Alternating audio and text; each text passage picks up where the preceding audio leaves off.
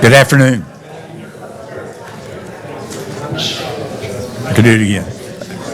Good afternoon. There's too much. We're all socializing too much, including ourselves up here. I'd like to welcome all of you to, first we're beginning with a special meeting of the Forsyth County Board of Commissioners for the purpose of adopting our budget. We will begin our meeting with an invocation from Pastor Robert Hutchins. I told him he is a very reliable and repeat attender. I always appreciate it. He is the pastor at Faith and Family Baptist Church, and then we're going to have the Pledge of Allegiance led by Commissioner Linville. So Pastor Hutchins, thank you for being here. And please stand if you're able. All right, let's pray. Heavenly Father, if we just take a minute, realize all that we have to be thankful for. Lord, I'm always reminded when we come here that in our county's hospitals, there will be families getting the news of a loved one passing today. There will be ambulance drivers dispatched to emergency, sheriff officers, police officers, fire department. Lord, we're thankful for our first responders. And Lord, we've been thinking about D-Day and Memorial Day and tomorrow's Flag Day. We've been thinking about our country, how we're still free, that we can come to this Board of Commissioners meeting, and none of these commissioners are beholden to a special interest group or someone forcing them to vote a certain way. There's not another government entity here watching over them with intimidation. And Lord, we just pray that the commissioners today would remember that ultimately they serve you first and foremost, and secondly, the citizens of Forsyth County. And that is a heavy weight. I do not believe any of them take it lightly. I believe that they stand here before you today in the fear of the Lord, knowing that, Lord, without you, we don't have breath, we don't have anything. We thank you most of all for your Son who carried our sins to the cruel cross of Calvary, and then how every year here at Old Salem we celebrate the resurrection. Lord, this county has got such a godly heritage. Lord, I pray that these commissioners and others will want to keep that godly heritage alive for the next generation. For Lord, you know there's crime in our streets. There's shootings, Lord. There's thefts. There's just so much that's wrong going on.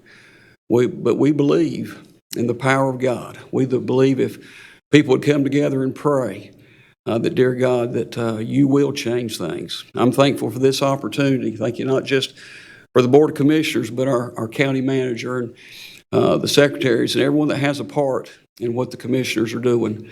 It's been mentioned about the budget, and your word has so much to say about money. And Lord, I appreciate how the commissioners do their best to keep our taxes low, that people have more disposable income to spend in this county and take care of their families. So Lord, we do pray you will be done about the budget. And in this meeting that we'd give you all the glory, honor, and praise, for we do ask it in Jesus' name. Amen. Amen. I pledge allegiance to the flag of the United States of America and to the republic for which it stands, one nation, under God, indivisible, with liberty and justice for all.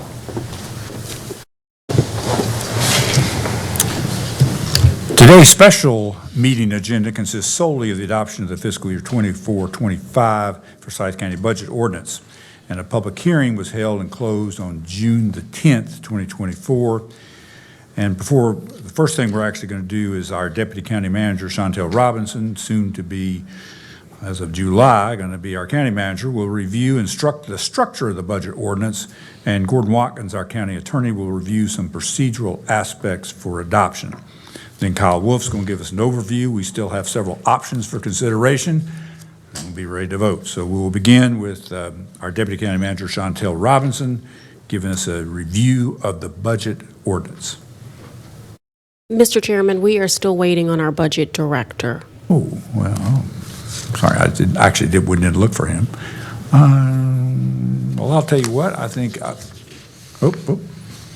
you say yes, no? Have no trouble pivoting to the regular meeting next, and as soon as he gets here, we'll do it. We'll return. We can do kind of an item by item, and in fact, I'm going to postpone the kind of the communications piece and actually deal with a couple of the. We have one fairly short public hearing item to consider. basically some spending funds for an economic development project, and I know we have folks here for that. Let me ask a procedural question to our county attorney real quickly. Do we need to About adjourn and start? do we need to recess the special meeting and then call to order? We could do that. We could do that. How about a motion to recess the special meeting until, we have a motion by Commissioner Plyler. I'll second that. Any discussion? All in favor, please raise your hand. We're good. Now we're in the regular meeting now, and we're gonna skip to the first item on the agenda, which is a public hearing to consider the expenditure of county general funds for an economic development project and authorizing an agreement with a company. And the first speaker at the public hearing is going to be Hassani Mitchell, who is our Community and Economic Development Program Administrator. He's going to review the request, and then it'll be pretty straightforward after that. So if you can find your PowerPoint a little bit out of order, we'll be on it.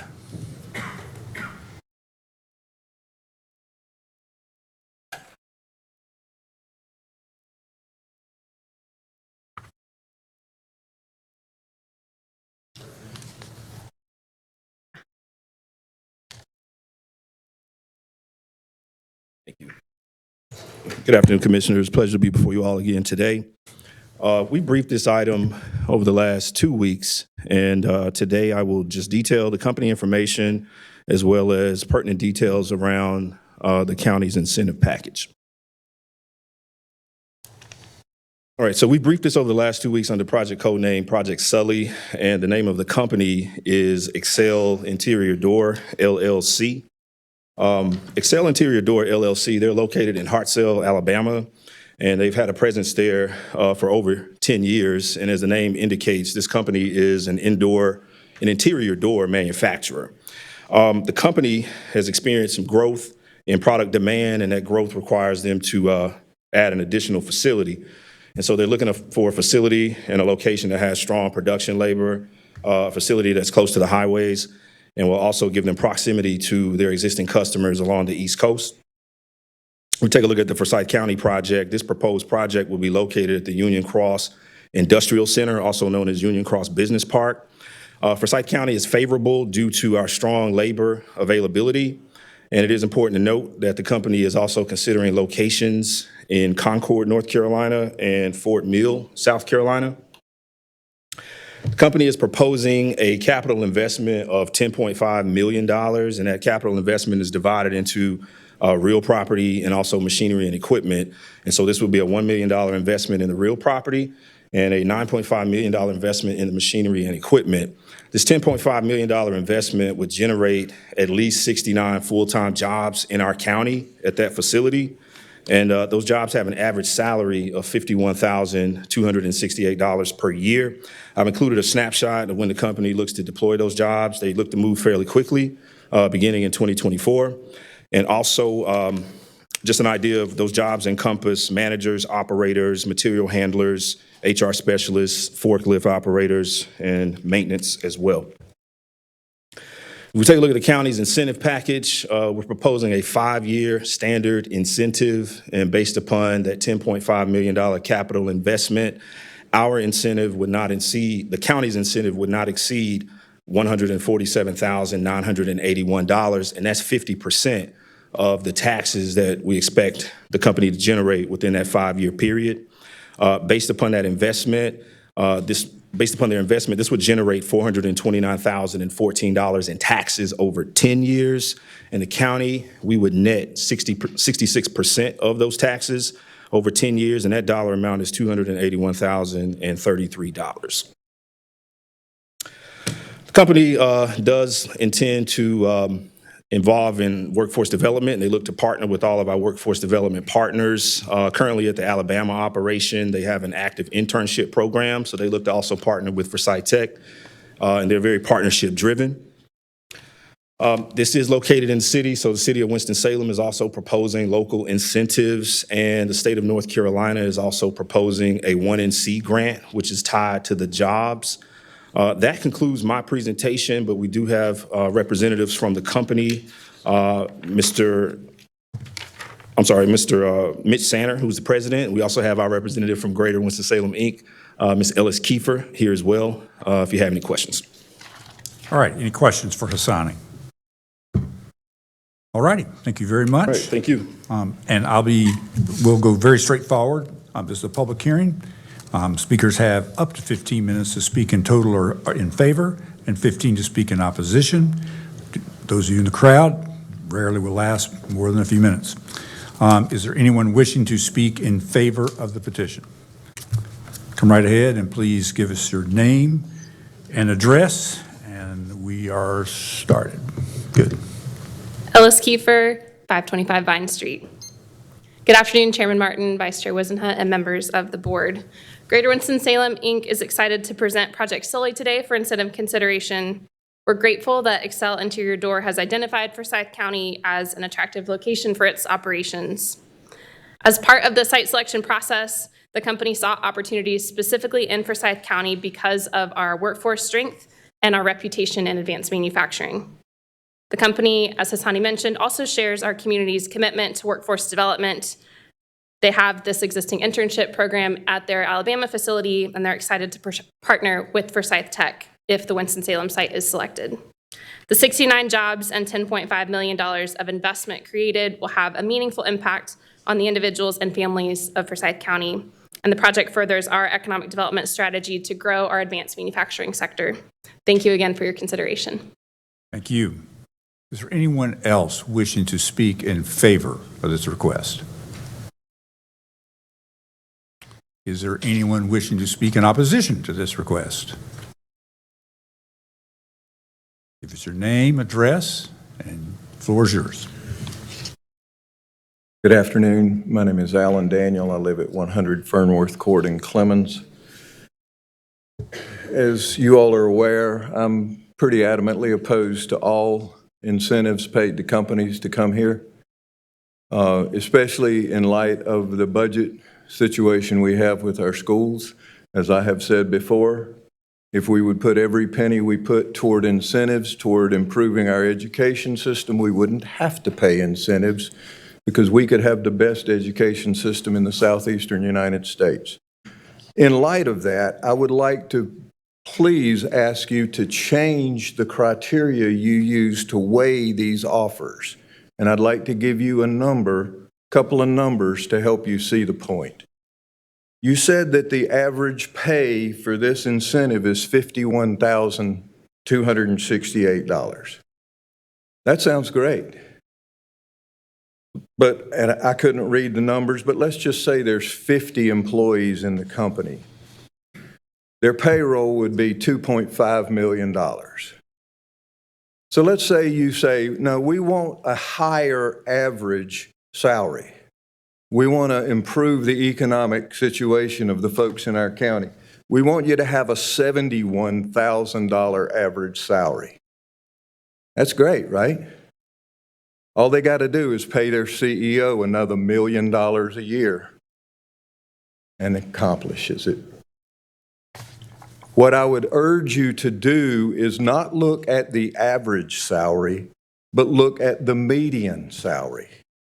For example, in Winston-Salem, Forsyth County Schools, those two numbers are pretty close, around $50,000 plus or minus $1,000. But if you look at most corporations, the number of people making over the average is 2 or 3. The number making under the average is 48. So please, stop looking at the average and start looking at the median and make sure they're paying the lowest paid employees in their company enough money to live in Forsyth County. Thank you. Is there anyone else wishing to speak in opposition to the request? I declare the public hearing closed and would be happy to entertain a motion. So moved. We have a motion from Vice Chair Wisenhunt to approve the incentive package. Is there a second? We have a second from Commissioner Bessie. Any discussion? Yes. Just a general information for the interested public. With Forsyth County, the amount of funds available for incentive packages relates to the net of the tax increment to be added by the project. While the information is often provided regarding average salaries and can be relevant to, sort of the value of the company to the community beyond the tax increment, that's not the deciding factor for the size of an incentive. Thank you. All in favor, please raise your hand. Motion carries unanimously, and I'd certainly like to, I know we have representatives from Excel Interior Doors. Thank you for being here, and we welcome you to Forsyth County. And look forward to your being successful here, because that means we'll be successful too. So thank you. All righty. I'd like to have a motion to return to our special budget meeting. Could we, Have a motion? Excuse me? Kyle, or do you want us to, are we better off carrying on through the meeting? Yeah, if we could just carry through the meeting and finish out that on, and give, we got a lot of folks here who are just doing last minute checks on this, that would be helpful. Okay, then I would suggest we go to the very beginning of the meeting. And that'll just take me 1 second. Hang on. I think you were there.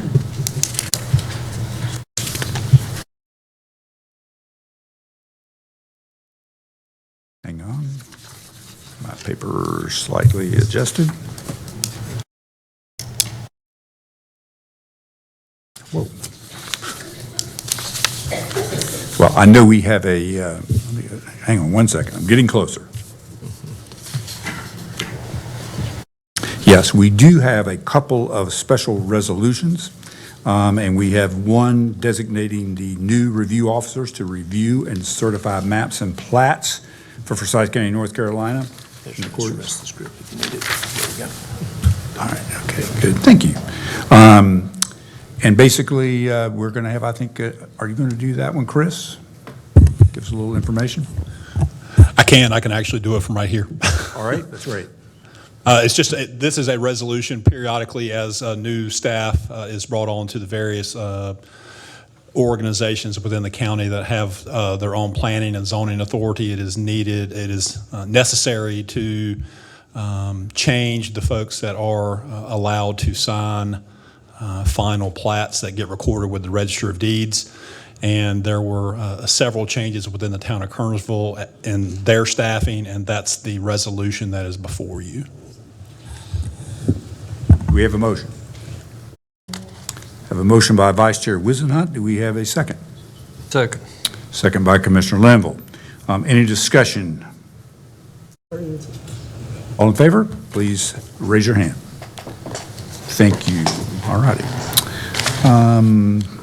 The next item on the agenda is a resolution recognizing June 15th, 2024 as World Elder Abuse Awareness Day in Forsyth County. And Commissioner McDaniel will read the resolution, and I'd like to invite Rick Hall from the Social Services Division Director, a Social Services Division Director, to come forward to receive the resolution. Thank you, Chairman. And you can bring someone else with you, certainly. Rick, thank you. Thank you, Chairman. While they come, I won't belabor the meeting. I will be reading the resolution recognizing June 15, 2024 as the World Elder Abuse Awareness Day in Forsyth County, North Carolina. Whereas older adults deserve to be treated with dignity and respect to enable them to serve as leaders, mentors, volunteers, and vital participating members of our community. Whereas in 2006, the International Network of the Prevention of Elder Abuse, in support with the United Nations International Plan of Action, proclaimed a day to recognize the significance of elder abuse as a public health and human rights issue. Whereas 2024 marks the 18th annual World Elder Abuse Day and its recognition to promote a better understanding of abuse and neglect of older adults. Whereas the Forsyth County Board of Commissioners and the Forsyth County Department of Social Services recognizes the importance of taking action to raise awareness, prevent, and address elder abuse. Whereas ageism and social isolation are major causes of elder abuse, and it is a shared responsibility to ensure its proper social structures exist so people can retain community and societal connections, reducing the likelihood of abuse. Whereas Forsyth County Department of Social Services recognizes Winston-Salem Police Department for its commitment to public service and its mission to protect life and property by providing exceptional police services to our community in partnership with the citizens of Winston-Salem. Whereas Forsyth County Department of Social Services partners with the Winston-Salem Police Department through case collaboration and Forsyth County Elder Abuse Task Force to prevent and raise awareness about the issues of elder abuse in Forsyth County. And whereas Forsyth County Department of Social Services serves to protect older adults experiencing mistreatment, but recognizes that the protection against abuse begins with awareness of issues within our community. Now, therefore, be it resolved that the Forsyth County Board of Commissioners hereby recognizes June 15, 2024 as World Elder Abuse Awareness Day in Forsyth County and encourages all citizens and community partners to consider how they promote awareness in the issues of elder abuse and support efforts to protect vulnerable elder adults, adopted this 13th day of June 2024. Thank you, Chairman. I'll second that motion. All in favor, please raise your hand. And I think perhaps maybe get a picture, and maybe Todd's getting that from there, and maybe you can turn around.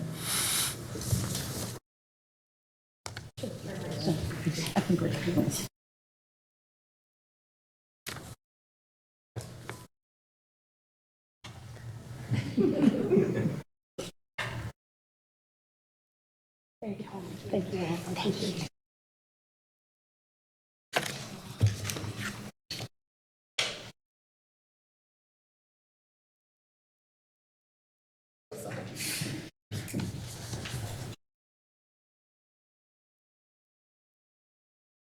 Thank you. The next item on the agenda is a resolution recognizing June 10th through 16th, 2024 as Men's Health Week here in Forsyth County. And I'd like to invite Sarita Sutton, our Assistant Public Health Director, to come forward, and anyone else that she brought with her. Thank you all.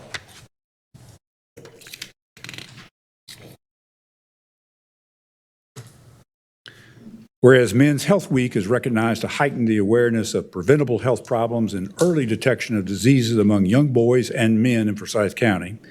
Whereas the increasing rates of chronic disease, cancer, unintentional injury, flu, and pneumonia-related deaths in Forsyth County affect vulnerable male populations, demonstrating a need to increase male-based education and engagement efforts.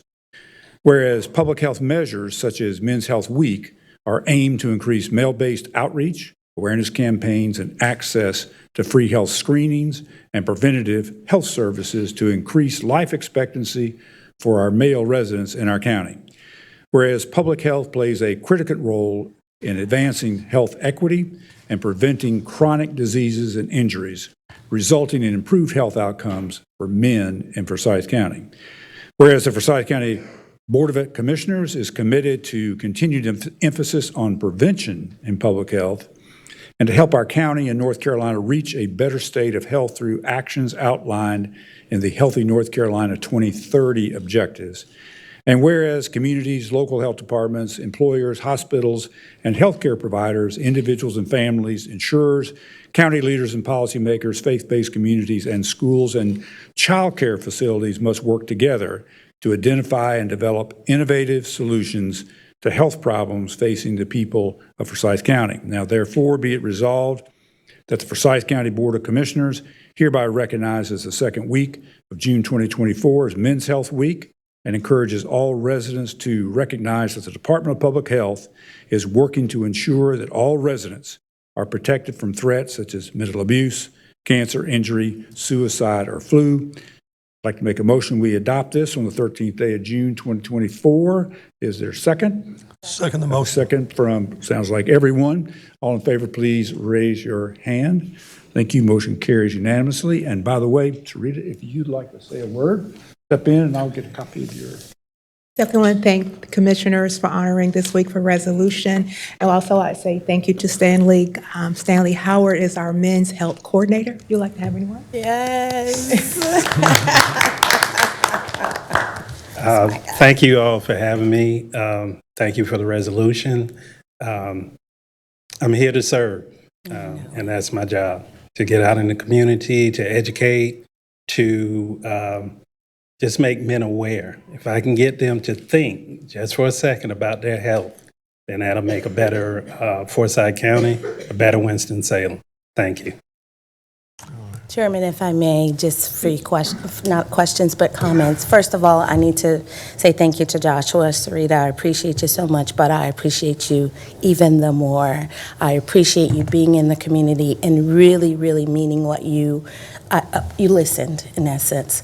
I thank you because in some folks' minds, when they think that women can't keep their skirts down, that you're teaching men, leaders, pastors, fathers, men to lead households. So I appreciate you and thank you for all that you do for this community and you all. Thank you. Thank you. You guys turn around. Get a picture.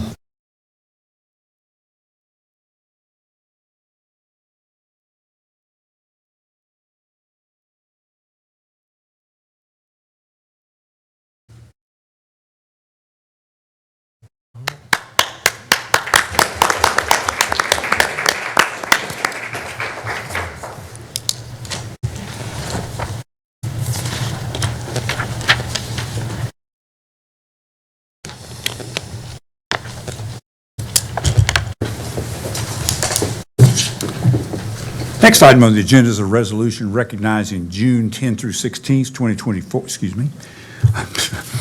Get a little lost again. Next item on the agenda is a resolution recognizing June 19th, 2024 as Juneteenth National Independence Day in Forsyth County. And we have Commissioner Shea Woodbury to read the resolution. I'd like to invite Ty Wade, Miss Juneteenth, who is here to receive the resolution. Please take your time walking up. Thank you, Chair Martin. It is an honor to present this resolution to our community and to give it to, of course, our 2023 Queen Juneteenth, Ty Wade. And the resolution reads, Resolution recognizing June 19th, 2024 as Juneteenth National Independence Day in Forsyth County, North Carolina. Whereas news of the end of slavery did not reach the southeastern states until months after the conclusion of the Civil War, almost 2.5 years after President Abraham Lincoln issued the Emancipation Proclamation on January 1st, 1863. Whereas on June 19th, 1865, Union soldiers led by Major General Gordon Granger arrived in Galveston, Texas with news that the Civil War had ended and the enslaved were free. Whereas African Americans who had been slaves in the South celebrated June 19th, commonly known as Juneteenth National Independence Day, as inspiration and encouragement for future generations. Whereas African Americans from the South have continued the tradition of observing Juneteenth National Independence Day for more than 150 years, whereas Juneteenth National Independence Day began as a holiday in the state of Texas and is now celebrated in 46 states and the District of Columbia as a special day of observance in recognition of the emancipation of all slaves in the United States.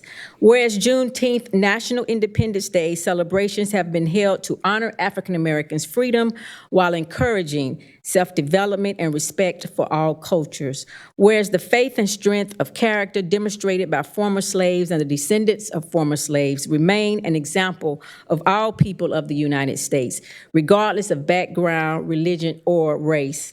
Whereas slavery was not officially abolished until the ratification of the 13th Amendment to the Constitution of the United States on December 6, 1865, and whereas over the course of its history, the United States has grown into a symbol of democracy and freedom, around the world. Now, therefore, be it resolved that the Forsyth County Board of Commissioners recognize the historical significance of Juneteenth National Independence Day to the United States and supports the continued nationwide celebration to better understand the experiences that have shaped the United States, adopted the 13th day of June 2024.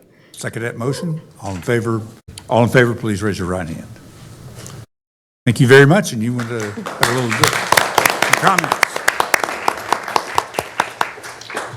To Chair Martin and Vice Chair Wiseman and Forsyth County Commissioners, thank you for this resolution to recognize Juneteenth, a national holiday that highlights the significance of the journey of African Americans. I am the proud 2023 Queen Juneteenth. It has been an honor to serve my community on behalf of the Queen Juneteenth Project. I have been enriched with scholarships, sisterhood, service to community, theoretical performance, my cultural heritage, and most importantly, social emotional intelligence, so that I can be my best me. Thanks to this pageant, I will receive $30,000 to attend North Carolina Central University next fall, where I plan to major in business administration to pursue a career in real estate. Thank you again, and I hope to see everybody at the Queen Juneteenth Scholarship Pageant tomorrow, May 14th, 7 p.m. at Paisley Middle School. Thank you. Thank you.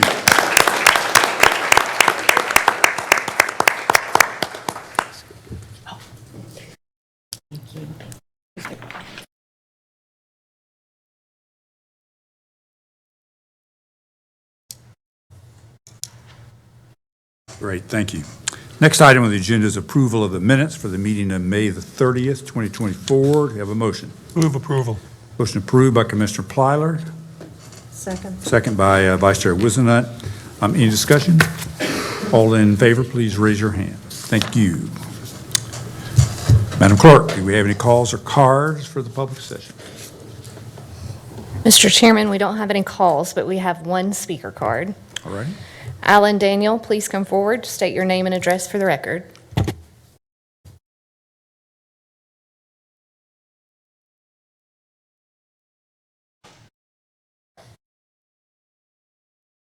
Alan Daniel, 100 Fernworth Court in Clemens. I would like to address the needs of our Winston-Salem Forsyth County schools, but not in the way that you might be expecting. I would like to address the needs of all the public schools in the state of North Carolina and where our failure lies. And that is not among you all. I know that you all have been working very hard for the last few weeks and especially the last few days. I was out of town or I'd have been here, trying to come up with a budget that meets the school's needs and also recognizes that we as citizens of this county cannot afford unlimited taxes. The problem lies in Raleigh. I think we all know that. What I encourage each one of you to do, especially my fellow Republicans among you, is to please call the people you know in Raleigh, go down there and sit across the desk from them and ask them to spend some of that. I believe a friend told me it was $908 million surplus this year and $5 billion somewhere in a pot of money somewhere to fund our schools. I want to tell you a sad fact. We all know that we look down on Alabama here in North Carolina, both geographically and socioeconomically. Average teacher pay in Winston-Salem Forsyth County schools, which is about the 7th highest in the state of North Carolina, is $50 plus or minus $1,000. State of Alabama, the average teacher pay is $61,000. That's real sad. That's real sad. Our teachers, our FCAE has gone to Raleigh, our NCAE has gone to Raleigh. They're not listening to a bunch of teachers. Okay, I ran for school board a couple years ago. One of the reasons I ran was to, as a Republican, go to Raleigh and try to talk some sense into somebody. You all are elected officials who have the respect of our legislature. Please ask them to let go of some of our money. It's our money, it's not their money, to fund our education system so that we don't have to have teachers working 2 jobs and teachers leaving the profession to earn a decent living. I talked to a teacher today who pays $1,700 for a 1-bedroom apartment in Winston-Salem on a salary of about $45,000 a year. Mr. Daniels? Not sustainable. So that's my plea to you all, is to talk to the folks in Raleigh. Thank you. Thank you. All righty. Now we're at a point, I saw Kyle come back in for kind of a point for turn it over to you for regular meeting. Do we want to return back to the budget? I think I could get through the business items pretty quickly, and then I would, before we do that, just like to make sure Kyle's okay and doesn't need a recess. But if we could go ahead and finish out with the formal business meeting, that'd be terrific. Is that okay? Go. That work? All right. Thank you, Mr. Chairman. Good afternoon, board members and staff and guests. We just do have some business items for consideration this afternoon. They have been reviewed in briefing sessions. We've gotten through most everything. I got 1 or 2 just clarifications we'll need to make as you take up these items. And so you've got a couple of budget and finance items. Item 8 is an amendment to the FY 23-24 budget ordinance that appropriates some Operation Fan Heat Relief program funding to continued administration of that program. It is $3,275 that will be, and the fans will be distributed by DSS.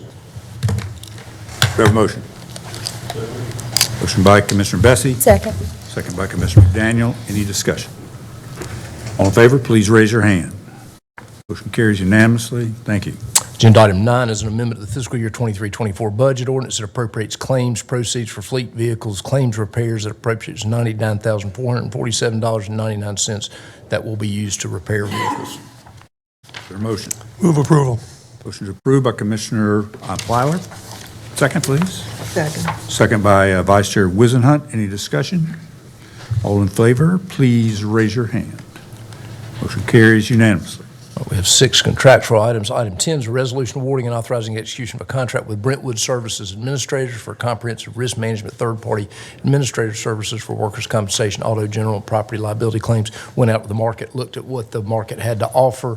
We are recommending the lowest bidder for professional services in the amount of $71,250. Move approval. Motion approved by Commissioner Plyler. Second. Second by Commissioner McDaniel. Any discussion? All in favor, please raise your hand. Motion carries unanimously. Agenda item 11 is a resolution authorizing an amendment to the agreement with Wake Forest University Baptist Medical Center for wellness, on-site medical services, and occupational health services. We had a contract with them. This way, I had $35,000 a year for off-site lab services and some occupational health services they were not providing before. Move approval. Motion approved by Commissioner Plyler. Second by Commissioner Bessie. Any discussion? All in favor, please raise your hand. Motion carries unanimously. Agenda item 12 is a resolution authorizing execution of an agreement with Josh Myers Valuation Solution, LLC, to provide statistical analysis services, not to exceed $24,000 a year. This really supports the complex work around the revaluation. Move approval. Motion approved by Commissioner Plyler. Second. Second by Commissioner Linville. Any discussion? All in favor, please raise your hand. Motion carries unanimously. Item 13 is a resolution authorizing execution of an engagement letter and audit contract with Cherry Beckert LLP to complete the annual independent audit for Forsyth County for fiscal year 23-24, subject to approval by the Secretary of the Local Government Commission. All counties have to have an annual audit, obviously, provides that, not to exceed $118,000. Move approval. Motion approved by Commissioner Plyler. Second. Second by Vice Chair Wizenhunt. Any discussion? All in favor, please raise your hand. Motion carries unanimously. Agenda item 14 is a resolution authorizing execution of an agreement with Support Systems of Forsyth County Transportation LLC to provide a micro-transit service to county residents for employment-related transportation in an amount not to exceed $97,231. Move approval. Motion approved by Commissioner Plyler, second by Commissioner Bessie. Any discussion? All in favor, please raise your hand. Motion carries unanimously. Okay, all right. My able deputy has let me know that I jumped and missed something. Hold on, let me make sure. Should be active on it. I don't think I skipped anything, but somebody let me know if I did. Item 14, I think I was mentioning the numbers wrong, is I think what happened, is a resolution authorizing execution of an interlocal agreement with the City of King and standard fire and rescue agreements with Griffith, Gumtree, Hornytown, Louisville, Mineral Springs, Old Richmond, Piney Grove, Salem Chapel, Vienna, and Walkertown Volunteer Fire Departments to serve Forsyth County fire services for a period of 5 years. This is the base agreement for fire services. There were a few changes in the agreement from the last rendition, Gordon. Is there anything you want to mention regarding that? I think they were fairly non-substantive. There's no change in substance. There was a change in just the language of Section 14 dealing with a possible switch to countywide service district. It was emphasized that would not take, any switch would not take place until there was a full discussion with the fire departments and staff, and that if it turned out that the county-wide service district, the amount coming from that to any fire department was less than they received in the prior year with the district tax, they could opt out of the system. Move approval. Motion approved by Commissioner Plyler. Be happy to second that. Is there any discussion? All in favor, please raise your hand. Motion carries unanimously. All right, we have one property matter. Item 15 is a resolution authorizing execution of a consolidated and restated lease agreement with Horizons Residential Care Center that essentially accommodates that ARPA-funded project to build the 2 new residential units there. Move to approve. Motion approved by Commissioner McDaniel. Second. Second by Commissioner Plyler. Any discussion? Just a question, is this item 15 or 16? Yeah, 16 on mine too. But I've been tracking that you haven't missed anything. Yeah, I know. It's strange. I'm looking at the website, and on the web, which is what the deputy manager mentioned, this item is item 14 on it. It's 15 on mine. I believe it may have been updated to add the economic development item as number 1. But It has been updated. There you go. Thank you, Gordon. All right. I think we're all right, whatever that means. So, and we're ready to vote, but we're missing one here. But we're. I think you're good, though. All right. All in favor, please raise your hand. Motion carries unanimously of those present. All righty.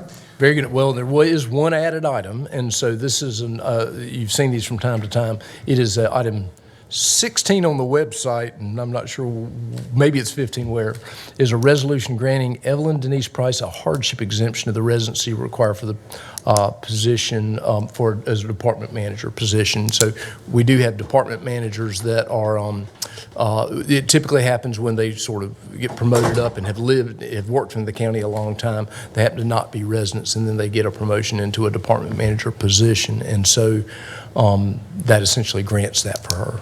Move approval. We have a motion approved by Vice Chair Wisenhunt and Commissioner Plyler. Is there a second? I'd be happy to second that. Any discussion? All in favor, please raise your hand. Motion carries unanimously. Okay, and so let me look to Kyle. Do we need a recess, or are we good to go? We're good to go? All right. So let me just check with these guys. We're going to adjourn our meeting and go back. We're good? Yep. Okay, so, Mr. Chairman, I believe you need to... Yeah, I will. I'd like to ask for a motion to return to the special budget session. So moved. I'll second the motion to adjourn this meeting and return to the That's perfect.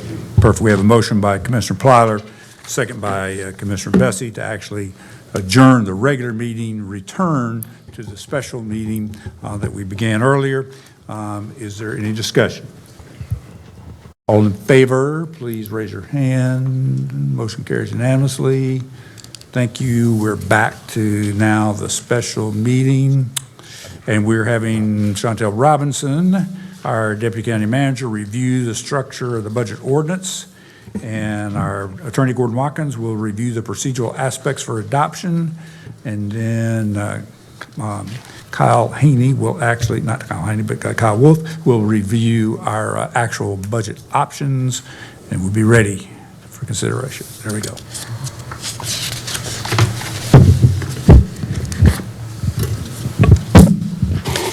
Thank you, Mr. Chairman, and good afternoon, Commissioners. So what you have before you are 3 budget ordinances, and I'm going to review structurally what each one states, and Kyle Wolf, our Budget Director, will go in more details on your various options. So the budget ordinance is certainly an important document for us here in Forsyth County, as it essentially sets the tax rate, and for all 3 would be 67.78 cents. The top section 1 is the revenues and appropriated fund balances, and those for all 3 are a little bit different because of the appropriated fund balance. The one in front of you is the item that Linville Wisenhunt lifted up, and so the total general fund revenues and appropriated fund balance for that would be $580 million. $164,504, and then structurally underneath are all of our special revenue funds that we have here in Forsyth County.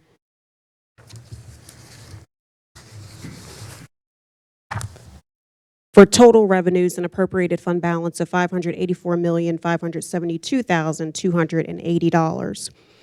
Section 2 is appropriations. There were no significant changes from previous years on here, but this is an important section as it grants the county manager various authorities on how we can operate throughout the year. I'm happy to go into any specific details, but within it gives all of the authority levels, and none of that has changed from previous years. It also has in here the appropriation for the schools that they're supposed to come back to the board on their true-ups, essentially by on or before October 18th, 2024. And it provides the language for our county maintenance of effort funding for behavioral health services. That is something the board already authorized and approved several weeks ago.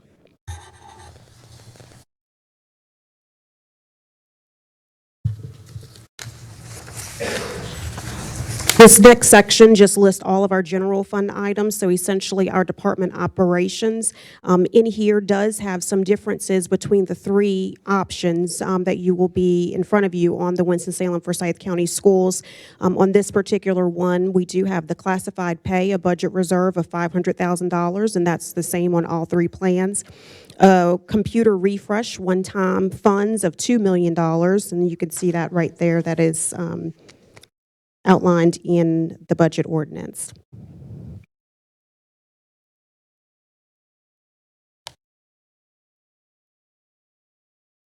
The other thing I want to point out on this particular one for the schools is that the transfer to county facilities fund one time of $1.7 million, that is the one-time funds for the radios.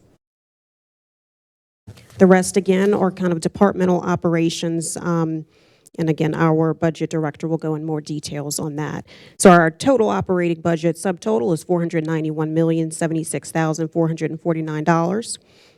The next items talk about our debt service and then all of the other, again, special revenue funds that we have for total appropriations of $584,572,280. Contingency language is the same as previous years. The compensation allowances of elected officials, as you know, all elected officials are eligible to receive the average performance adjustments, which is the same as regular employees. The average is 3.63%, and that is what the increase would be for all of you on the county commissioners, as well as the sheriff and the register of deeds.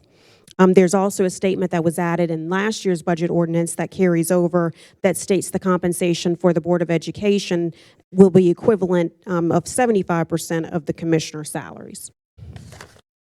This next section is also a very important section in our budget ordinance, and it talks about the authorization for the sheriff and register of deeds, the number of positions that they are allotted. This was changed, and this basically essentially reduces the amount that the sheriff's office is authorized for full-time positions at a not to exceed 586, and that essentially recognizes the reduction of the detention officers. So they are allowed at 586 not to exceed full-time positions, 24 part-time positions, and for sworn, full-time sworn may not exceed 285 positions. And then for the Register of Deeds, it's a total of 21 positions. And that is the same for all three options based on consensus that we understood. Section 6, the ad valorem tax levy, essentially just states that beginning July 1st, 2024 and ending June 30th, 2025, that all property would be assessed at a rate of 67.78 cents. And that is the same for all three options.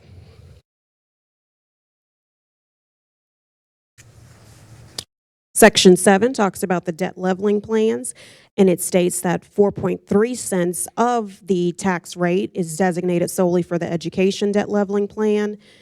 0.55 cents is designated for the 2016 library debt leveling plan. 5.45 cents is designated for the 2016 public improvement bonds debt leveling plan, and 1.2 cents is designated for the 2019 courthouse debt leveling plan. Section 8 is the levy of privilege license and other taxes. No changes to that section was made. Section 9, the tax levies for fire and fire rescue protection districts, is essentially the same language, but there were some changes to the ones that had requested an increase. And if Deputy Manager Sanders Pratt could just really quickly go over the ones that changed on that section.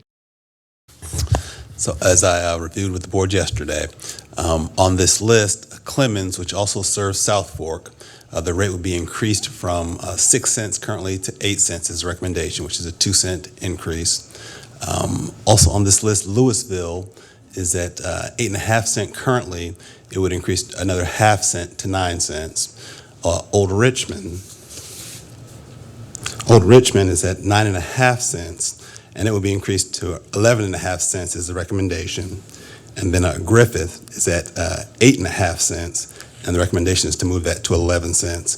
All the other fire department and tax districts have remained the same. Thank you, sir. Section 10 is the Employee Health Benefits Internal Service Fund. This is essentially how we pay for our employee benefits. And so the total number is $36,243,073.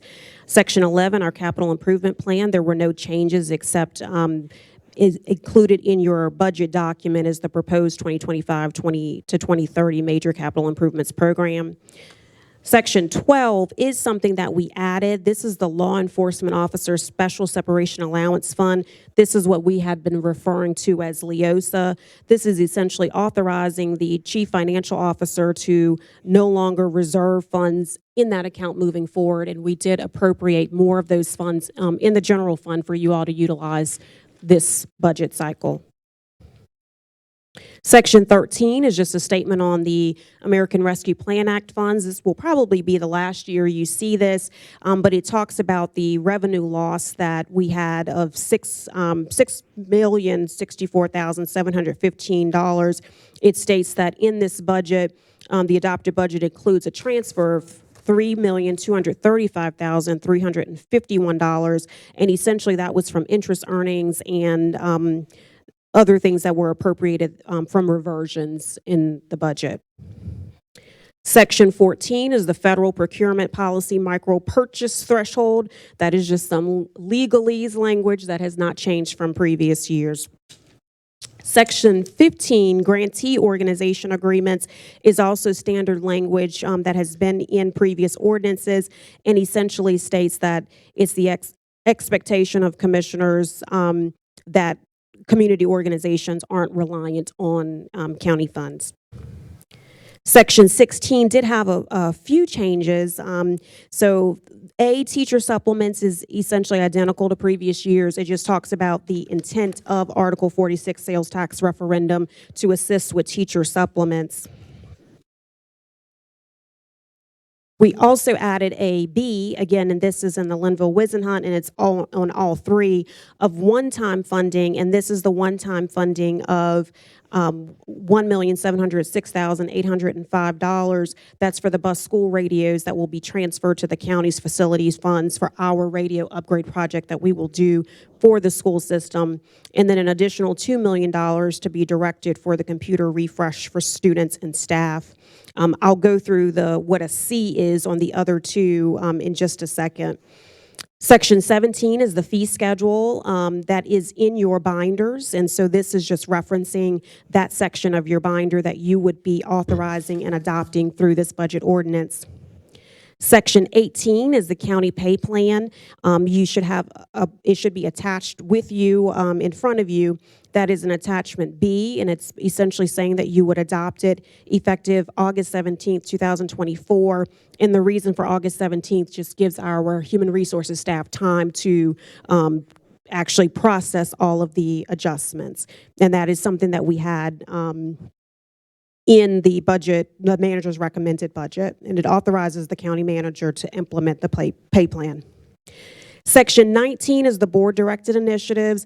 I definitely want to make sure that we are clear and you are in agreement. This is what I thought I heard from you all, and I do want to read all five. The first one is for staff to conduct a fire study to determine the adequacy of the fire tax and service districts to create a more equitable level of fire and rescue service across the system. The second one is actually a carryover from last year, but we wanted to make sure it was lifted up again. And it states, in light of dramatically increasing property valuations throughout the county, which will be recognized in the 2025 property tax revaluation, communicate with the volunteer fire departments regarding the potential of revenue-neutral fire district tax rate adjustments in the fiscal year 25-26 budget. 3 is facilitate a board discussion and provide proposed criteria and a process for community grants. 4 is facilitate a board discussion and provide proposed criteria and a process for PAYGO projects. And 5 is communicate with Winston-Salem Forsyth County School leadership regarding the $500,000 allocated in a budget reserve until the Board of Education can provide a comprehensive compensation classification recommendation for classified salaries, including an estimate of the implementation cost. And that is the same language we used last year for the $1 million. And then section 20 is slightly changed. It's the PAYGO projects. In previous years, we have listed kind of managers' recommendations on that. What we thought we heard from the commissioners is that we would identify projects with you as well as recommendations that we may have and essentially make decisions on that after our year-end results, after the audit closes. And then, of course, this would be effective July 1st, 2024. And again, that is the Linville-Wisenhunt plan. Some changes, I won't go through every section. This is the Woodbury plan, and of course, the general fund revenues and appropriate fund balance did slightly change. And again, Mr. Wolf will go through what that is in his presentation. Nothing on appropriations changed.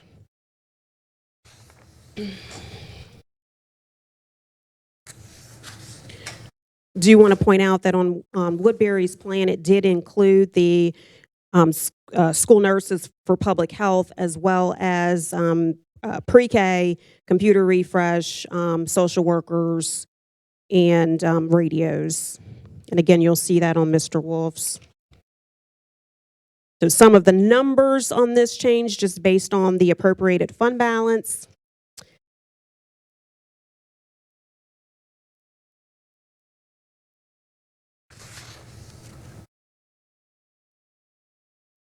The main thing I want to point out, and you're going to see this on the other plan as well, is C under the school system, and it essentially has use of funds, and it states, as referenced above, the fiscal year 24-25 adopted budget includes funding for Winston-Salem Forsyth County Schools in the amount of $177,938,100. It's the intent of the Board of County Commissioners and the and that the increased funds over fiscal year 2024 are to be used for their requests for pre-K and for social workers. We were silent on nurses because the nurses are going to public health, and that is stated on both plans. I would be happy to answer any questions. As I stated, Kyle Wolf will go through more clearly on the spreadsheets the difference of the options. Any questions for Deputy County Manager Chantel Robinson? I think we are now ready for our Budget Director, Kyle Wolf, to give us a little different overview of the options for consideration. Did you want to? I'm sorry, I skipped over our guidance from the attorney. My apologies. Yeah, so the guidance I have is the same we've been following for the past couple of years. I'm sure you're tired of me saying this, but according to North Carolina General Statute 14-234.3, a commissioner may not vote to fund or enter into a contract with a nonprofit organization if that commissioner serves on that nonprofit organization's board. I believe we have two nonprofits that the board may consider funding. So what we would do, and I believe what all of these proposals have done, is they strip those two out. Those two are Caladium and Downtown Winston-Salem Partnership. So what you would vote on, whichever one of the three you vote on, is going to be clean. It's not going to have those two, so all 7 of you can vote on that. Then I believe Mr. Wolf will bring forward an amendment which will add Caladium, and so I believe it's Commissioner Martin would need to recuse himself publicly, and then the 6 of you could vote whether or not to add Caladium, and then after that we would go to Downtown Winston-Salem Partnership, which would be a second amendment, and I believe Commissioner Woodbury would need to recuse herself on that one. I'm happy to answer any questions if you have any. Any questions for our attorney? All righty, we're ready now for Kyle Wolf. Delay in getting going. I do not have a spreadsheet that shows all the different plans. As I was trying to line up the budget ordinances, but I was going to walk through the 3 different ones, similar to what, but I'm not sure how much helpful that will be, since Ms. Robinson did a great job kind of outlining the differences. But what I can say is what you have at your desk are 3 different ordinances. At the top, one says DM/DP/DB/TM. So initials of the commissioners that we've worked with on that specific ordinance. There's another one, RLGW, which is the initials for the 2 commissioners on that ordinance. And the other one is MW, which is Commissioner Woodbury's ordinance as well. And so what you'll notice is that, when you go through the general fund, it ranges at anywhere from $580,164,504, which is a Commissioner Linville and Wisenhut's plan, all the way up to $583,718,640, which is the Martin, Plyler, Bessie, McDaniel plan. And Commissioner Woodbury's is $582,782,468. The other parts, once you get past the general fund, we have our law enforcement equitable distribution fund, the 911 fund, the Moser fund, and the opioid fund. Those are all budgeted the same in all 3 plans. So there's nothing to really to look at for differences there. And when you go into the general fund section, as Ms. Robinson said, where you'll see the differences is in the allocation for public health. So for example,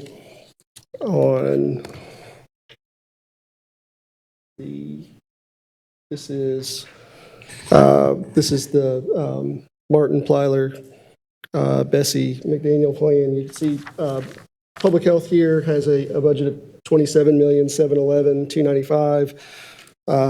That's the same amount in Commissioner Woodbury's plan as well.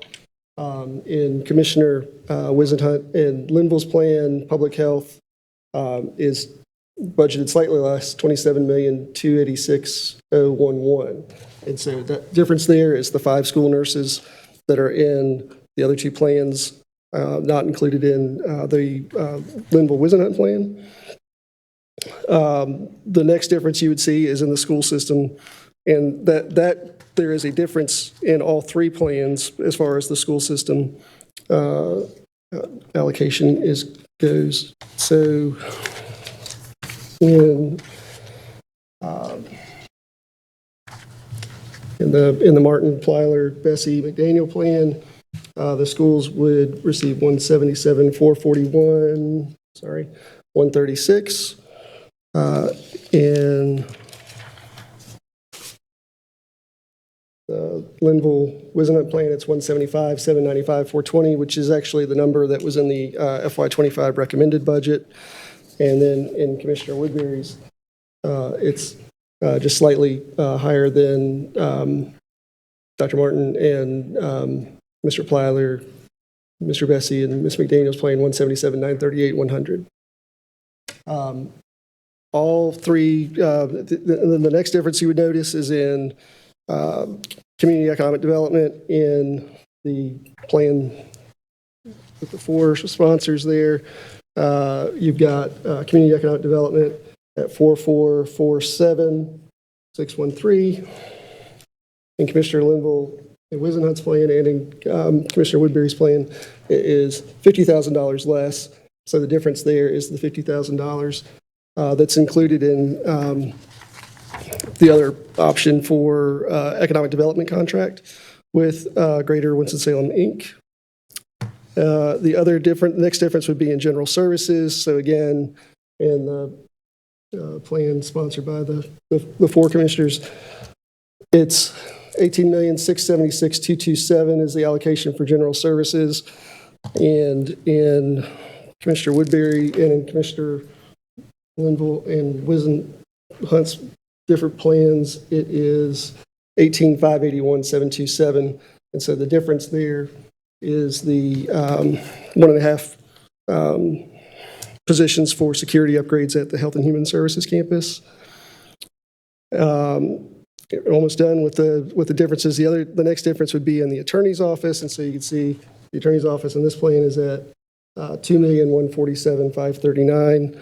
In both Commissioner Linville's plan and in Commissioner Woodbury's option, the attorney's office is at $2,282,931. So that's the senior assistant county attorney that was requested there. And then the biggest and then the real big difference that you'll notice is in community grants, where you will see in the Martin, Plyler, Bessie, McDaniel plan, it is at $1,922,250. In the Linville-Wisenhunt plan, it's at $448,222.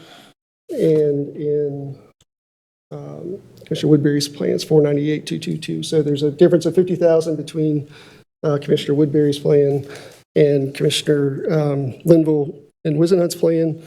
The difference, they actually both agree or both recommend funding for Harry veterans and the trans aid cost. And then Kernersville Chamber of Commerce, Commissioner Woodbury has $50,000 for Triad Cultural Arts in theirs. And then in the other plan, you would see them really outlined in Appendix A, the very last page of the ordinance. There is a list of what we're highlighting as community grants. And so, and these community grants, again, are also in the other 2 ordinances, just not all of them. It's in the other 2 grants, you would see the Kernersville Chamber of Commerce, and you would see the Harry Veterans Community Outreach in both of the other ones. And then, again, so you have another outline of allocations there. As Mr. Watkins said, we do have in all three plans, there is a reserve for community grants in non-departmental for $295,000. And so again, that's $275,000 for Callidium and $20,000 for the Downtown Winston-Salem Partnership, to allow everyone to vote on the ordinance as a whole, and then for those who need to recuse themselves for the reasons that Mr. Watkins referenced, you'd be able to do that. And so really those are that's the outline of the differences. And so happy to answer any questions you might have. And I think because this is a little more difficult way to look at it, it all does point back to exactly what we've been working through in the summary. So it does. Yeah. Again, there were some, tweaks to it from this. Yeah, we spent more energy making sure this was correct than trying to update this was the bottom line. So, all right, thank you, Kyle. Questions? I've got one particularly on the Appendix A you just went over. Okay. And I'm making the assumption, and you may have said this, I was finding it and listening, but apparently the differences between the three kind of budget proposals are the community grants are different. That's correct, sir. The community grants are different, but the remainder of those, which includes, are exactly the same, which is basically the equivalent of a page and a half almost. That's right. So those are because those have not shown up in any correct in our regular work. And so Appendix A is our, it kind of is, it's referenced in the second paragraph in Section 2, where we talk about different agreements. And so, so the other. It's really, I know that there's the JCPC organizations, the behavioral health things. Yeah. So. Behavioral health, opioid settlement grant funds, JCPC, community grants, basically got it. Really just to clarify that we don't have to bring those back to you for consideration through an agenda. Got it. Any other questions for Kyle? I mean, there's a lot, and to be a little, I think I followed. Any other questions for Kyle?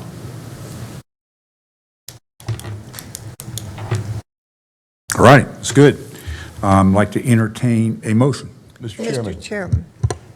Go ahead, Mr. Bessie. Mr. Chairman, I would like to move approval of what has now been relabeled the Martin, Plyler, Bessie, and McDaniel option for the budget ordinance. Second. A motion by Commissioner Bessie, second by Commissioner McDaniel. I'd like to make a substitute motion. Excuse me? I'd like to make a substitute, amend the motion. All right. I'd like to move to approve option B.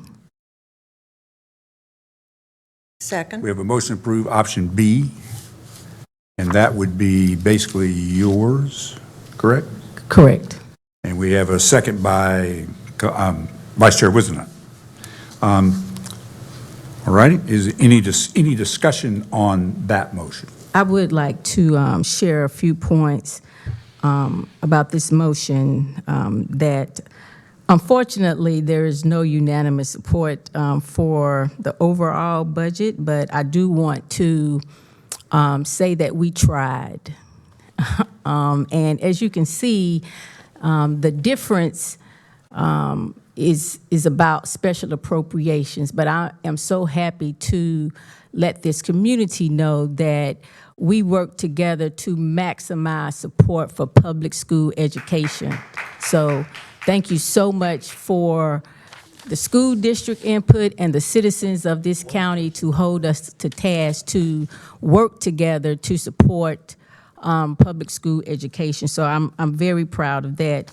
And before I move, I do want to recognize that board members Miller, Crowley, and Chair Kaplan are in the audience representing the school district, and we have the CFO and, of course, Tommy Cranston and Tricia McManus, our superintendent. I would be remiss if I didn't say that. I also want to say that this option was really, as a neophyte on the county commission, to listen to the wisdom that's already here and to try to work with others to figure out a way to, be good stewards over the citizens' dollars. And so I tried to reconsider what I believe to be a strategic move to raise taxes at least for 1 year, since we're at a point next year there would be a re-eval. So I said it would drop back down the next year and we could maximize more money for public schools this year. And although unfortunately the burden of the tax for 1 year would go on the folk in the community that has the most value in their homes, I think we heard from the citizens that said we would make the sacrifice for public school education. But nevertheless, in order to work with my colleagues, I understood the importance of keeping our tax rate the same. So we maneuvered option B and we got the tax rate down to where Vice Chair Wisenhunt said, I'm proud of you. You're learning something. And so I was appreciative in trying to, again, work in a collaborative space so that we could present a budget. I think that we agreed ultimately that the sheriff's priorities to keep our community safe was of importance, and I recognize his willingness to negotiate in order to keep a viable project that makes sure that youth in our community have a chance to do the right thing through the JIT team. And so I know that he is working hard to make sure that his team is out there doing the preventive instead of the reaction work, which gives a lot of time juveniles a second chance at life to be productive citizens. And so, you know, this option fully supported the JIT team to continue on in our community. The last piece that I will say, and it kind of hurts me to have to say this around special appropriations. I don't support special appropriations as it is right now because the process is woefully and unfairly flawed. That's just the bottom line. And it hurts me to say right now that as we were going through this process, and you can believe me or not, one of the projects was highlighted by one of us as a commissioner. Don't support it because there's personal things going on behind special appropriations. And all of us fall victim to it because we're human. So, of course, I like some things more than others, but there is no substantial reason why one should be over the other if we don't have a process that attempts to neutralize our biases. So Any additional discussion? So Took a breath, so I thought maybe you were finished. In conclusion, thank you for helping me to wrap it up. In conclusion, I ask for support for option B because it supports public school, it absolutely supports the sheriff initiative of JIT, and it tries to treat all citizens asking for special appropriations more fairly. Thank you. I would like to, any other comments? Yes, question, Kyle. On Commissioner Woodbury is one of the sheets of hers that I can't find, but the rate she states is 6778. What is the fund balance used, total fund balance? On Commissioner Woodbury's, the total fund balance is $32,402,630, but the unreserved fund balance that she would be using is $18,858,988. That's the unreserved fund balance is the number that we target for reversions each year. $18,988,000. $18,858,988. So $18.6 million.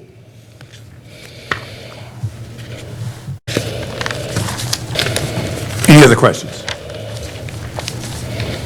All right. I'll make it clear that the vote on this motion is Commissioner Woodbury's motion. We sort of departed from A, B, and C's yesterday. So this is that single particular motion that is on the floor. So all in favor of that, please raise your hand. Motion has 3 votes and fails.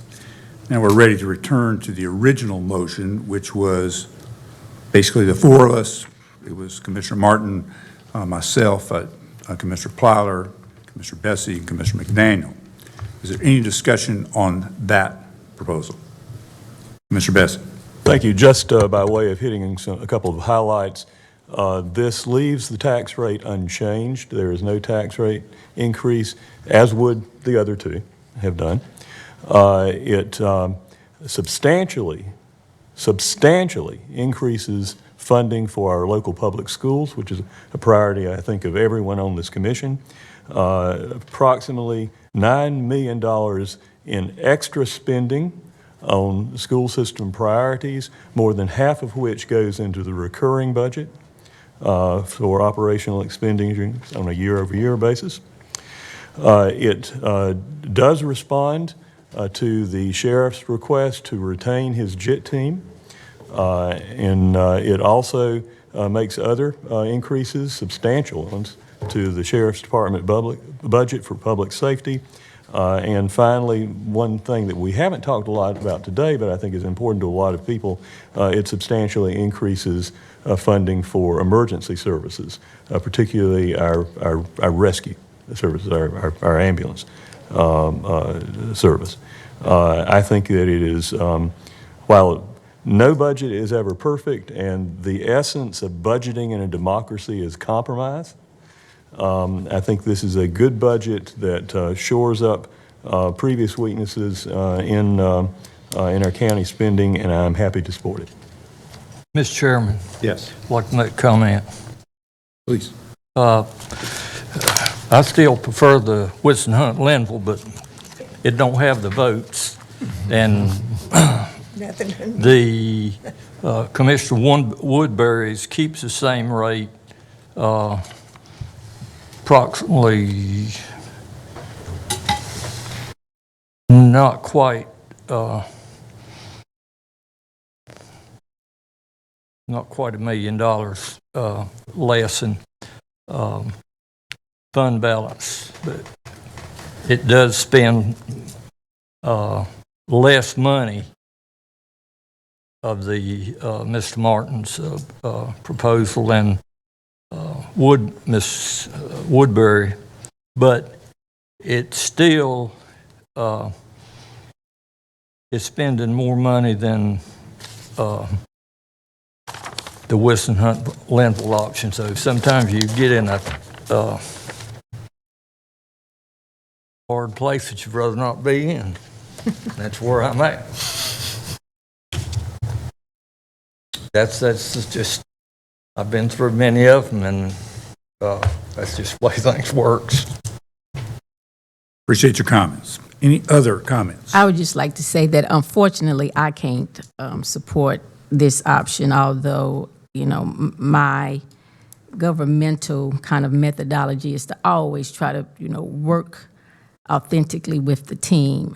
But, you know, I won't support the budget that is up for approval, again, because of the process of how we appoint special appropriations, which those dollars really could have been used to further support of public school, since the system is flawed, and we can make it better so that it is more fair. Thank you. I do. One more discussion. Thank you. Yeah, I just wanted to explain the Wilson Hunt Linville. We started out, we were the first to propose a budget, and our county manager had, his recommendation was for a tax increase. I don't think it will surprise anybody that Richard and I did not want a tax increase. And so our budget eliminated so many of the special appropriations. My philosophy around special appropriations is very, very different from some of the other members. And I believe in it, and I will always vote that way, because I don't think I should mandate what the taxpayers should be doing with charity. I think that's their decision, not mine. But we, you know, we just tried to find a way to have a simple budget that would be good for our taxpayers. But I did support Commissioner Woodbury's because she had less special appropriations.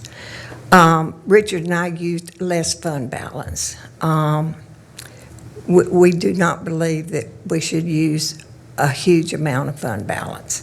So I'm not going to apologize for our budget, but I'm fine with what I did. I will support Commissioner Woodbury's. But I want to say this to the school system. We've listened a great deal, and we have increased their budget a great deal. It's not the $20 million, but it's pretty darn close. And the teacher pay, I want to say I think that it's important for teachers to be paid. But I think there's an elephant in the room that we have not addressed, and that is I think some of the teachers are having a problem with behavior of the students. And I think that definitely needs to be addressed along with asking, we can do that here locally, and then address the state for more money.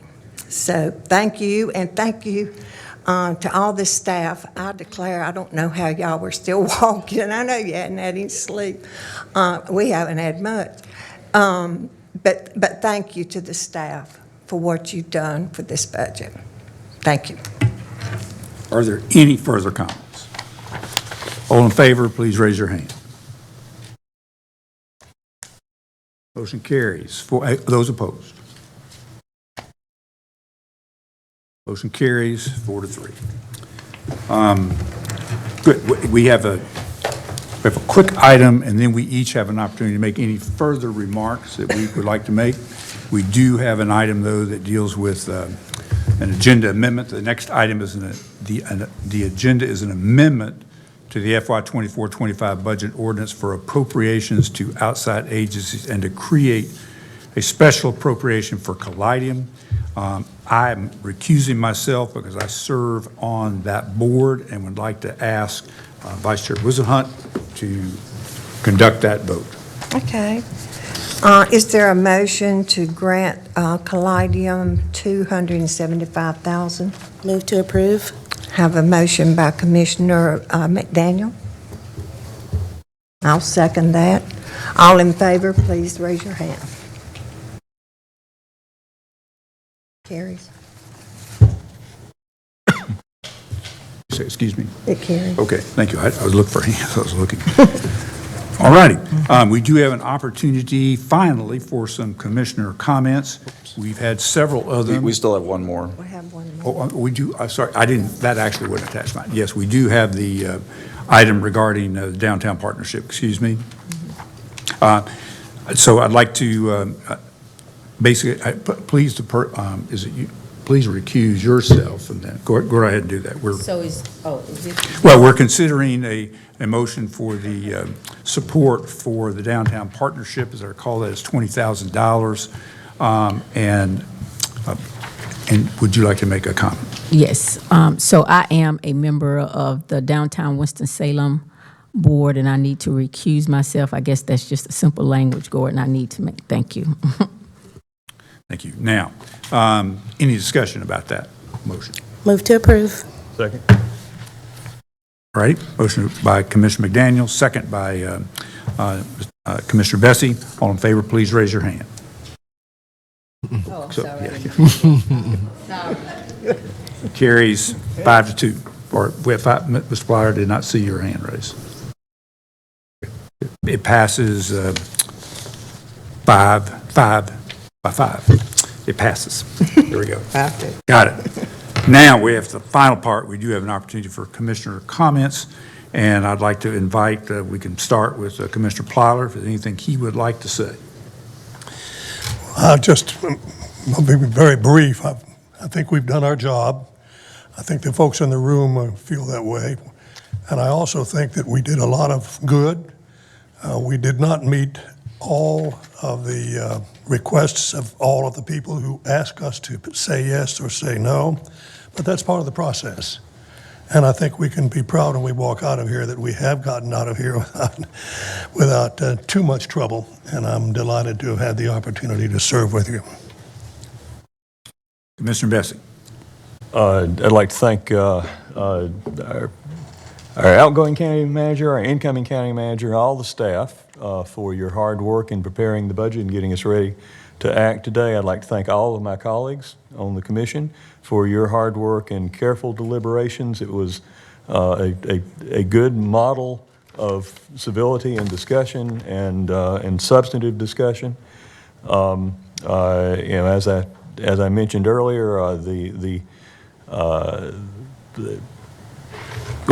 didn't say this specifically earlier, but there were things that I would have put in a budget that were not, selected for this.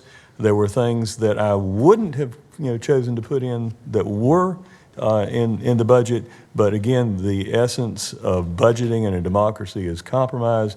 You have to be willing to work and make compromises to get the process done. And so I was happy to support the final product because, among other things, it substantially increases our investment in our local public schools. And that was my #1 priority this budget year. Thank you.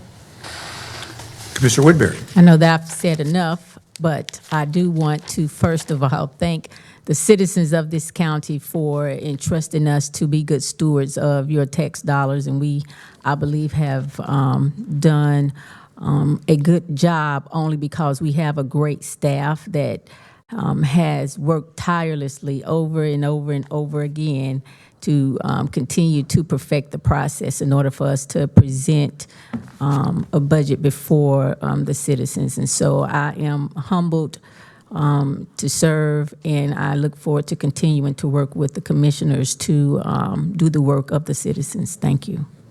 Mr. Linville, would you like to add anything? I forgot about the staff to begin with, but thank them for all of their work, because it's I'd have a terrible headache by the end of the day if I had to do all that paperwork. But you've eliminated a lot of the paperwork. Years ago, it would have taken at least a day or two for them to get the ordinance ready.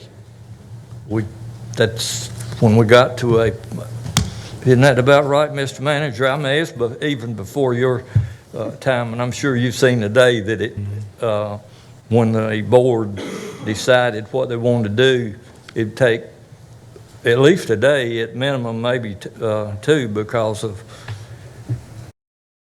all of the just didn't have the computer assets that they have now. Right. Than we've had for a while. Mr. McDaniel. Thank you, Chairman. I will say that this budget has been one of the toughest ones that I've been in the 5 years that I've been here. But I thank you, Dudley. This is your last hoorah, but I'm very excited to where we're going with our new county manager, Chantel Robinson. I want to say that for my community that I serve, and that is inclusive of all, that this budget was designed for me and the constituency with integrity, fairness, and equity. That has been my dedication to District A, and that's where I will be moving forward and continuously until they don't want me anymore. So I'm grateful to the staff for listening to us. Kyle, I know I've worn you out, but thank you so very much. I appreciate you, and others as well. And I also wanted to thank this board for the collaboration, because if you see, it's this collaboration of Black and brown Republicans and Democrats that work together for the good of the whole of this county. And that's how we're moving forward together and stronger together. Thank you so very much. Vice Chair Wisenhunt. Well, I made my remarks basically a while ago, but I just want to reiterate how proud I am of the staff. And I know, Dudley, you're just tickled pink, because this is your last budget. But we're going to miss you. And thank you for all you've done for us. But thank you, staff, and please get some rest this weekend. Thank you. I'd just like to say a few comments at the end. And I'd like to begin with the staff part too. And Dudley Watson and I've worked together for both on the school district side and the county commissioner side for 17 years. And I appreciate his honesty and integrity in this process. And he's certainly been thoughtful in this one. And I don't know, I won't ask him to comment on this, but this is probably in the top 3 or 4 contentious and difficult budgets, partly because of resources. So it was a difficult time for him, and it was an opportunity for our new county manager to deal with an experience of sort of a difficult budget and difficult times, and those are usually great learning experiences. So hopefully that will carry forward for next year, and all the staff members. You know, Kyle, this is tedious work done kind of when Commissioner Linville, back when there was time, when it had a couple of days to prepare the ordinance and work on it, you weren't quite under as much pressure as you are in a matter of about 40 minutes, 45 minutes to get everything and to make sure you have dotted every I.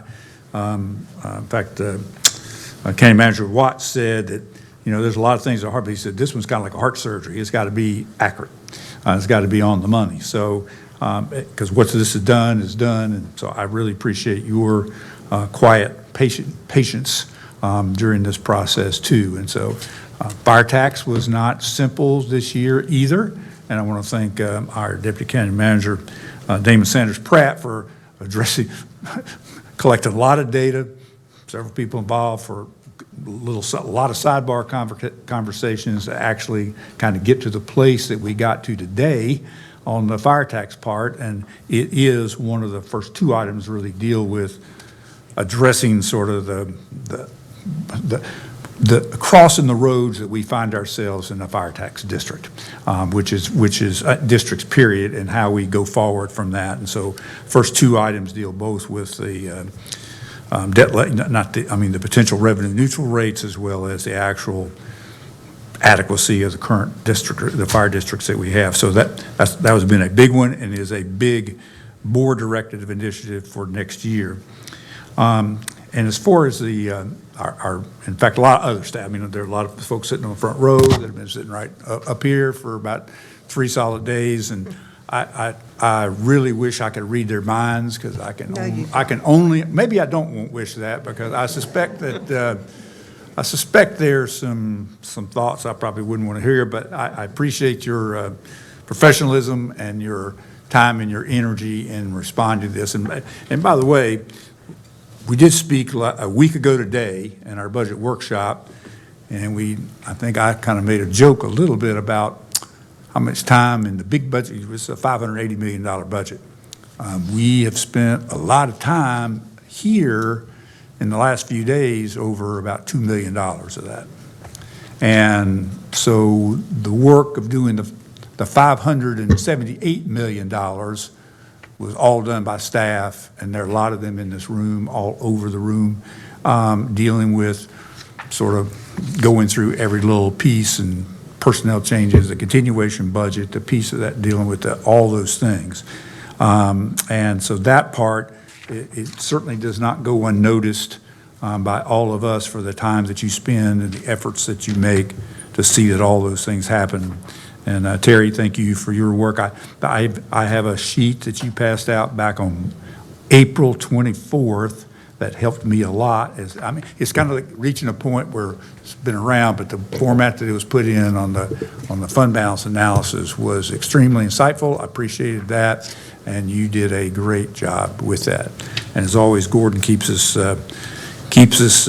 clear on the details and the processes and procedures, and we have certainly an excellent legal services department too. So I can't say enough about the staff.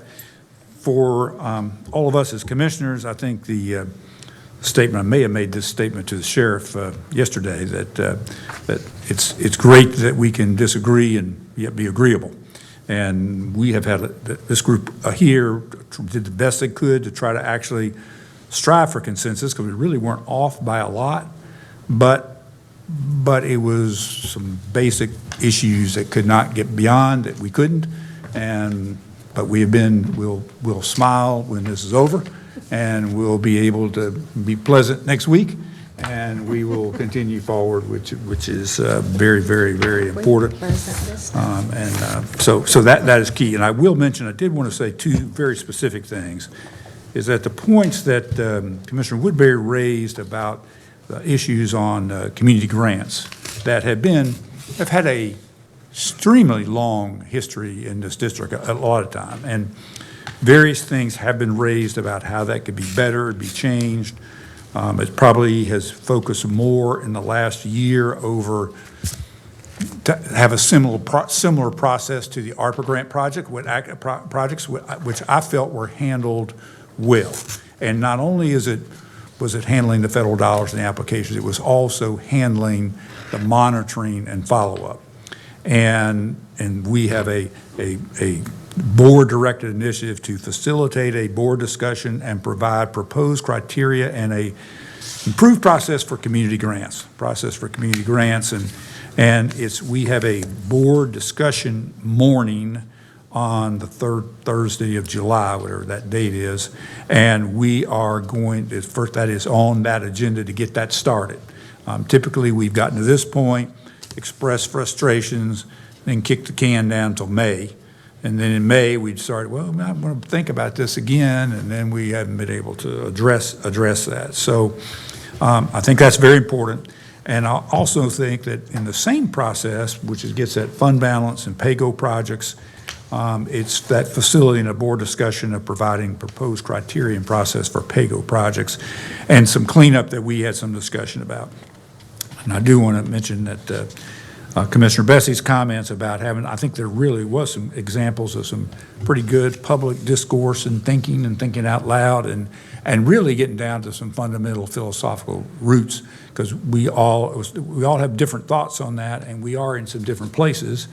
And I think we need to think as a body, what is our way of sort of thinking about some of those things, so we can put aside some of the personal side. So in any case, it's been a difficult several days, and I can attest to being a little on the sleepless side myself, also as Vice Chair Wisenhunt mentioned. So it has been a lot of soul searching. But anyway, we'll move forward, and we have a lot of transitions coming up, including a reception for Commissioner Plyler next week. As he finishes up two more, a briefing session and a meeting, as he kind of moves on to the next broadcasting gig in the future. And Dave's been great, and we will have an opportunity to say a few things next week and at the end, and we'll at the end of the year. And said the same thing about Dudley. And Damon's not too far behind, coming up in another month or two. So it's been there's a lot of transitions. And I'd always be remiss if I wasn't looking at what to thank our clerk, Ashley Matthews, who kind of keeps everything from getting the meeting room straight to lots of last-minute adjustments and lots of schedules for small group meetings and lots of things. And she is absolutely a rock and an even keel and never gets emotionally hijacked over anything. And that is, and never in front of y'all. Waiting for that, Dudley. I was waiting for it. Now, you remember, wait till Monday. Right. I'm just commenting on what I see, and that's and from this group's point, I believe I speak for everybody. Can't be consistent about a lot of things, but we may not agree, but I think we would all agree on that. So with no further ado, I think we are ready to entertain a motion to adjourn. Is there anything else? Got a motion to adjourn? Yeah, well, adjourned, I think, the special called meeting. And then it's time, we do have a briefing, I'm aware of that. But it's going to be really short, so I assume we need to close this meeting? Close this meeting, and then I don't think we need a recess unless you want to. All right, no, I think we're good, this will be short. I'm taking your word on short. We have a motion by Commissioner Plyler and a second by Commissioner Woodbury. All in favor, please raise your hand. This meeting, regular meeting, is adjourned, and now we'll get ready to start. And so all we have, I'm just going to quickly review the items for June 27th, and then we do have a closed session motion, so we do need, that's why I wanted to say it. Hang tough. All right, so So, so the items for, items for June 27th, you've got a special resolution about a street closing that's very straightforward. We have a number of budget and finance items there, mostly year-end close items and those kinds of things. And so we've got that. We've got two ARPA items. One is an extension of the time, which we talked a little bit about in this meeting. And then the other one is transferring the interlocal agreement on that futsal court that we had. Actually, the schools are going to take over that project, so that's that matter. We have just a few contract matters, which all are fairly straightforward, and then a property matter, which is has to do with Board of Education lease for county-owned property on Liberty Street, sort of that thing. We've got some appointments, Madam Clerk. These will close. They close on Monday at 5 p.m. So take a look at those. There are a number of them that it'd be great to get position filled, and a couple of really important, kind of high-profile positions. So please do take a look at that. And then you've got some tax administration matters. And other than that, Mr. Chairman, I've got a closed session motion. Would you like to read the motion for closed session? I do. I didn't know if there's anything else we need. Oh, I think we're good. Good, okay. All right, need to ask the board to consider a motion to go into closed session to discuss a matter to consider the qualifications, competence, performance, character, fitness, conditions of appointment, or conditions of initial employment of an individual public officer, an employee, or prospective public officer, employee pursuant to provision of North Carolina General Statute 143, 318, 11A6. Since there's no other business to come before the board at this meeting, following the closed session, the meeting will be. What did you just say? Let's go to closed session. I'll make a motion that we do that. Is there a second, please? Second. Second by Commissioner Plyler. We are now adjourned to closed session.